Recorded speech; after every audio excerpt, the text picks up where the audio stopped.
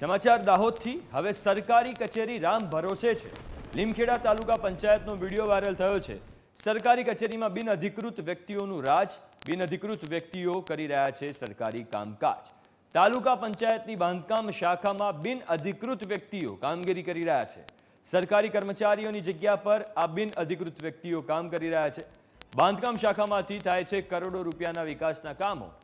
ત્યારે બિનઅધિકૃત વ્યક્તિ કેટલા સમયથી કામગીરી કરી રહ્યા છે તે તપાસનો વિષય છે। સમગ્ર ઘટના અંગે ટીડીઓ પીજી રાવતે માહિતી આપતા કહ્યું કે આ વિડિયો ક્યારનો છે અને આ લોકો કોણ છે તે અમને ખબર નથી। ટીડીઓએ સ્વીકાર કર્યો કે આ વ્યક્તિઓ અમારા કર્મચારીઓ નથી। એટલું જ નહીં, વિડિયો સામે આવ્યા બાદ ટીડીઓએ હજુ સુધી ફરિયાદની પણ તસદી નથી લીધી।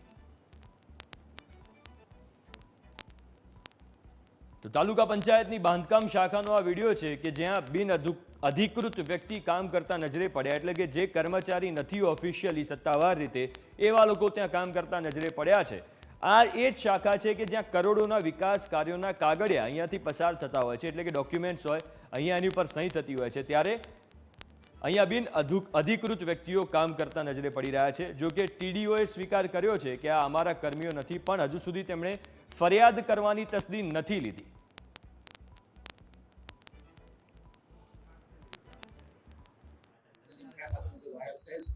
તેમાં હકીકત એ છે કે આવા કોઈ કર્મચારી અહીંયા કામ કરતા નથી અને બાંધકામમાં કેવું કે બિલોને એવું લઈને લોકો આવતા હોય છે, એટલે કોઈ માણસો બેઠા છે અને કોઈ માણસે આવતા વિડીયો ઉતારીને આવતા ફૂટેજ ફેલાવે છે। બાકી આવી કોઈ હકીકત છે નહીં અને આવા કોઈ કર્મચારી અહીંયા આવતા હોય તો એમ જે વિડીયો ઉતારનાર વ્યક્તિએ તરત ધ્યાન દોર્યું હોત તો એ ખ્યાલ આવતો, પણ અત્યારે તો વિડીયો ક્યાંનો છે કંઈ ખ્યાલ આવતો નથી। વિડીયોમાં જોઈને કોઈ એવું કંઈ ખ્યાલ આવતો નથી કે કોઈ કર્મચારી છે કે કોણ છે।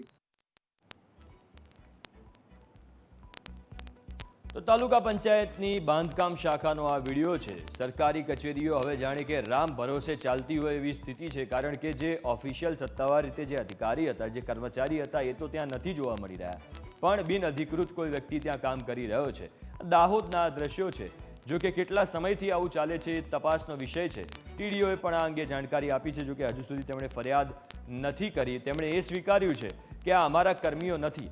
હવે જો આ તેમના કર્મીઓ નથી તો આ કોણ છે એ ચકાસવાની જવાબદારી પણ તેમની જ છે।